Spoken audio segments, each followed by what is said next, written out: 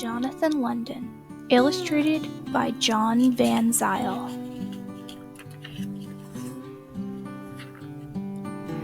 As the full moon rises in the winter sky, Gray Wolf goes hunting.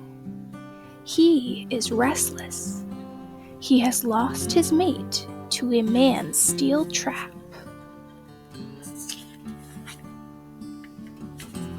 The northern night is cold and still. Gray Wolf floats over the snow, drifting through the woods, flowing like water. He pauses only to inspect a scent mark or to claim his territory with his own scent. He paws among rocks, where a year ago he had hidden some meat, raided long since by eagles, weasels, or wolverines. Gray Wolf leaps a frozen creek and climbs along the spine of a low ridge. At the top, he closes his eyes, throws back his head, and howls. A wild, untamed music. It seems to bounce off the moon, echoing from the mountains and filling the gullies and valleys.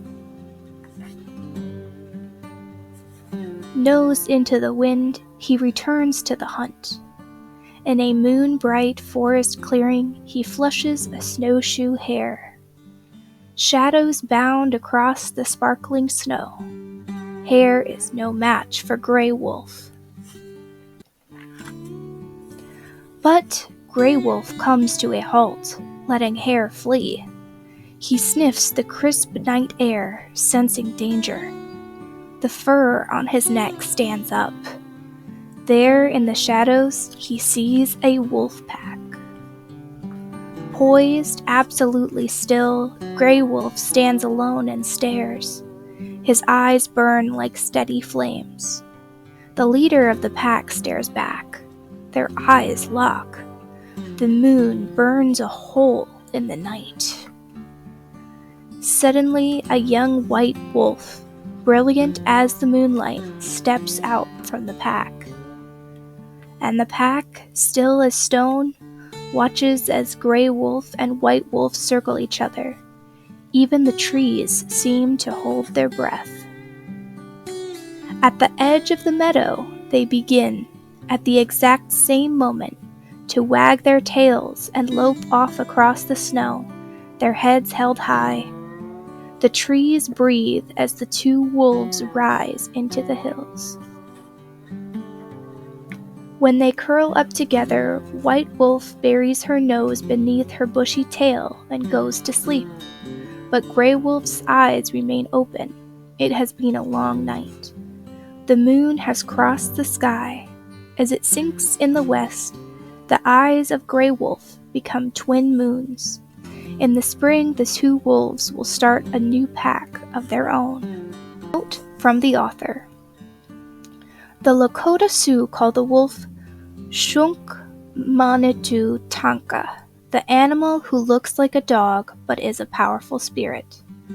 This wild ancestor of the dog is a master hunter, and traditionally the Lakota people, among other Northern Plains Indians, learned from wolves how to hunt and how to survive the long, cold winters.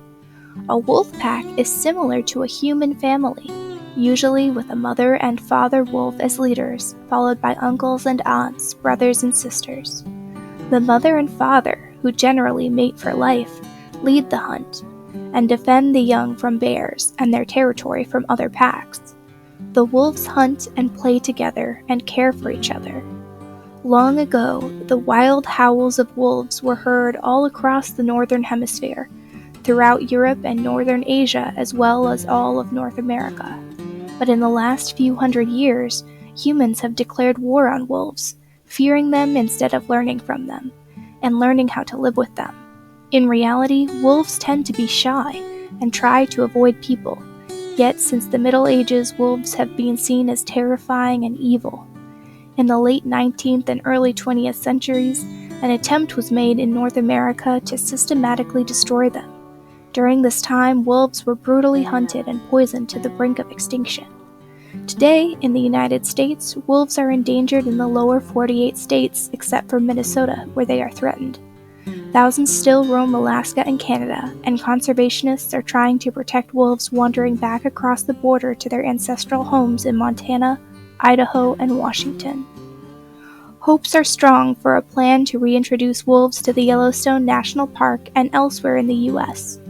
In Western Europe, wolves survive in small numbers in the mountainous regions of Spain, Greece, Portugal, Italy, and Scandinavia, while in Eastern Europe, Siberia, and the rest of Asia, nobody knows how many wolves remain. If we listen carefully, will we again hear the wild, untamed music of the wolves? By learning about wolves and their environment, and supporting organizations and sanctuaries which seek to protect the wolves, the answer could be yes.